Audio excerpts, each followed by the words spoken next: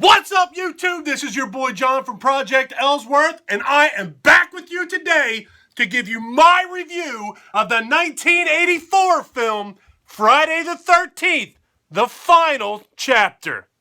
Final chapter. Afternoon, everybody.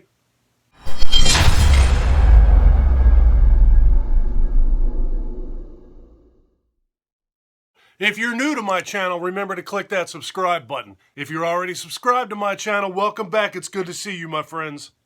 Friday the 13th, the final chapter, was written by Barney Cohen, and it was directed by Joseph Zito.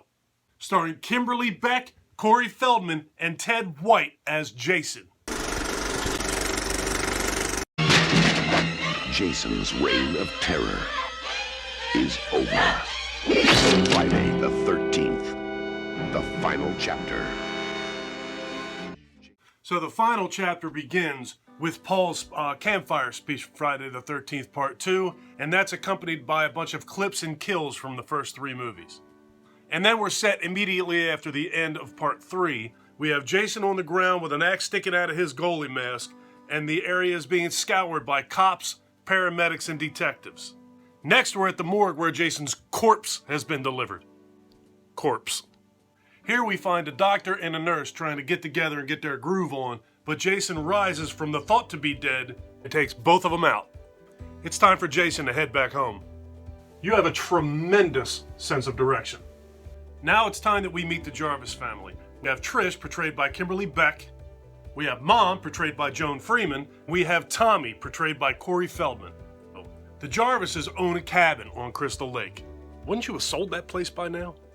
Now we meet a group of 6 friends that are headed to Crystal Lake. We have Paul, Samantha, Sarah, Doug, Ted, and Jimmy. These guys and gals are driving a car. They're headed to Crystal Lake where they're going to be renting a cabin. On the way, they see a very clean headstone that says Pamela Voorhees on it. Who paid for that? And they also pass a hitchhiker who happens to have a sign that says on it. If you're like me and you're grossed out by chewed up food and saliva, this is where you shut your eyes for about 5 seconds. So now you have the Jarvis family of 3, the 6 vacationing friends, a set of twin girls that the friends found when they were out walking, a dude who stopped and helped Tommy and Trish when they were having car trouble, and Jason. All at Crystal Lake, all at the same time. This should be great. This was the very first Friday the 13th movie that I saw in the movie theater. I saw this at the Penn Twin Theater in Pennsville, New Jersey, and I just remember that place as being, they always had a miserable person sitting at the window.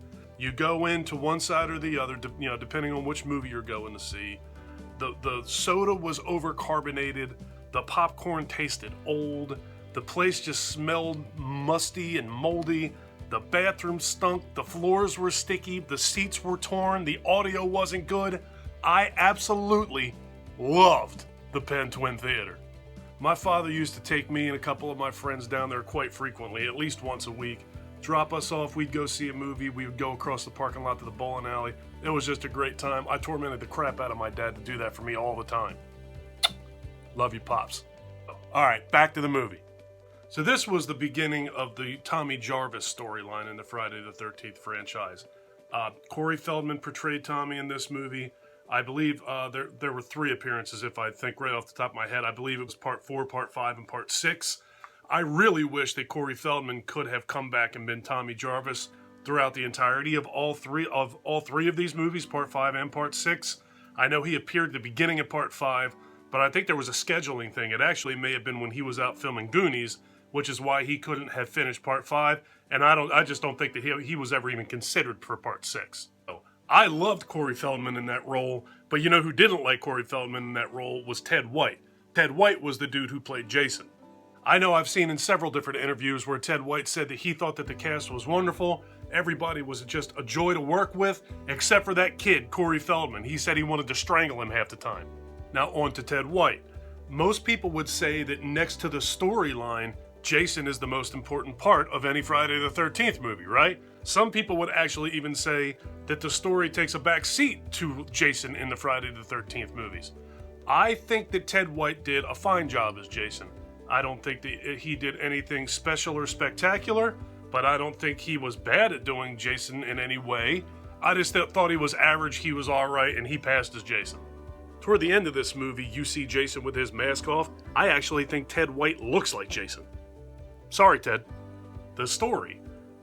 Come to think of it, I really don't think that there is much of a story to this. I kind of think that this movie is sort of void of a story, which might be why it comes off so well. Part 1, you had Jason's mother trying to get revenge for the death of her son. Part 2, you have Jason's trying to get it. The thing begins with Jason getting revenge for the death of his mother, and then the legacy of Jason is born. Part 3, you have the whole backstory with, involving Chris, where she was attacked previously. This movie, there really is not any story, which he's just here to kill, and that's it. As a horror fan, I have no problem with that. I'll tell you what, to hell with Saturday Night Fever, to hell with Flashdance and Footloose, to hell with Dirty Dancing. This movie had this.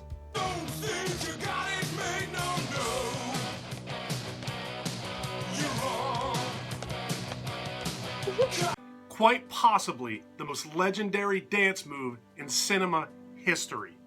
So 1984's Friday the 13th, the final chapter. This movie is in most Friday the 13th fans' top 3 of the franchise. If not top 3, certainly top 5. This movie is void of story.